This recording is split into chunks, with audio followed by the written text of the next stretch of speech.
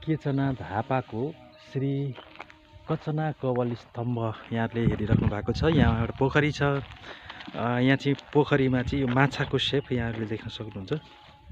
यो चाहिँ नेपालकै सबैभन्दा होचो ठाउँ। समुद्रको सतहबाट 58 मिटरको उचाइमा यो अवस्थित छ।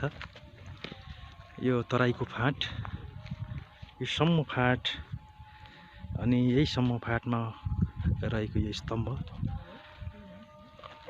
यो ठाउँ चाहिँ नेपालकै सबैभन्दा होचो ठाउँ भनेर परिचित छ। होचो ठाउँ हो यो। पोखरी छ वरिपरि। यो स्तम्भ छ।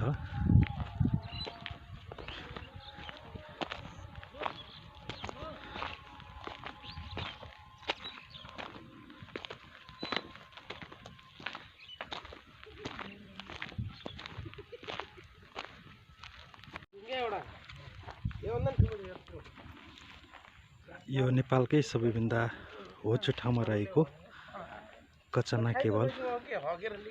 यो चाहिँ केचना धापामा पर्छ। मैले यहाँहरूलाई यो देखाइरहेको छु। पोखरी छ, उपर एउटा स्तम्भ छ।